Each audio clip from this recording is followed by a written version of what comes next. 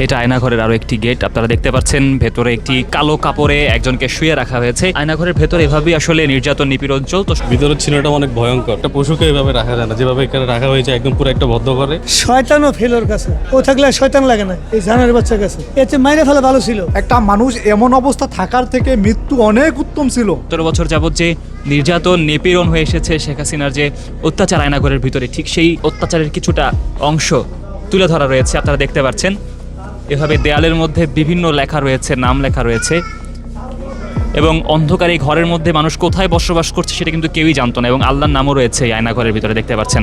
ভিতরের ছিলটা অনেক ভয়ঙ্কর। কোথাও হাওয়া বাতাস নেই, কিছুই নেই, জাস্ট একটা ছোট একটা রুম, আর এখানে একটা পানির ট্যাপ দেখা যাচ্ছে, এতটুকুই। একটা পশুকে এভাবে রাখা যায় না, যেভাবে এখানে রাখা হয়েছে একদম পুরো একটা বদ্ধ করে। এক মুহূর্তে থাকতে পারবো না, যে পুরো কোনো আলো বাতাস নেই, পুরো রুম অন্ধকার, এভাবে একটা মানুষ থাকা যায় না। আয়নাঘরের এরকম বিস্ময়কর ভয়াবহ অবস্থা আর জীবন দেখি না। এই প্রথম হাসিনার আমলে যেগুলো করে গেছে। শয়তানও ফেলোর কাছে, ও থাকলে শয়তান লাগে না এই জানার বাচ্চার কাছে। একটা মানুষকে কিভাবে এতে মাইরে ফেলা ভালো ছিল, কিভাবে আয়না করে রাখছে।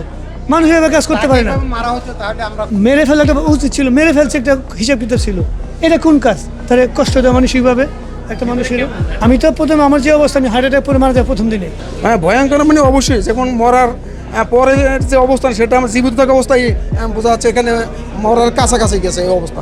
মরার চেয়েও বেশি, মানুষ মরলে তো সেটা বুঝতে পারে না, কিন্তু জীবিত অবস্থায় এমন একটা জায়গা যদি কুটুর ভিতরে আটকা থাকে, তাহলে মরার চেয়ে বেশি হয়েছে। মানুষ এত কষ্ট দিচ্ছে। জেলখানাইলে তো একটা থাকার একটা পরিবেশ থাকে, এইভাবে রাখলে মানুষকে এর চেয়ে তরটার ছেলে আর কিছু থাকতে হয় না জীবিত অবস্থা। এইভাবে মানুষ মানে একটা স্বাভাবিক মানুষ হিসাবে আমরা বলতে পারি না যে এটার ভিতরে থাকলে কিভাবে ও অনুভব করে।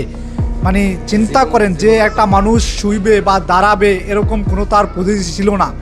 একটা মানুষ মৃত্যু, আমি মনে করি এই অবস্থা থাকা থেকে মৃত্যু অনেক উত্তম ছিল। একটা মানুষ এমন অবস্থা থাকার থেকে মৃত্যু অনেক উত্তম ছিল।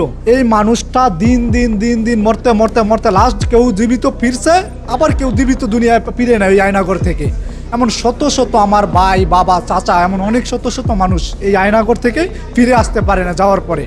কারো লাশও পাওয়া যায় না, কারো খোঁজও পাওয়া যায় না, এমন অনেক মানুষ আছে। একটা ওয়াশরুম অনেক বড়, একটা ওয়াশরুমের ভিতরে স্বাভাবিকভাবে একটা মানুষ শুতে পারে। আমাদের যে ওয়াশরুমগুলো, ওগুলোর ভিতরে একটা মানুষ স্বাভাবিক শুতে পারে, কিন্তু এর ভিতরে যে ওয়াশরুমগুলো দেওয়া আছে বা যে আয়নাগুলো আর দৃশ্য দেওয়া আছে, একটা দেখেন এক পাশে ওয়াশরুম, আরেক পাশে হইলো আপনার শোয়ার জায়গা বা দাঁড়ানো জায়গা, বসার জায়গা।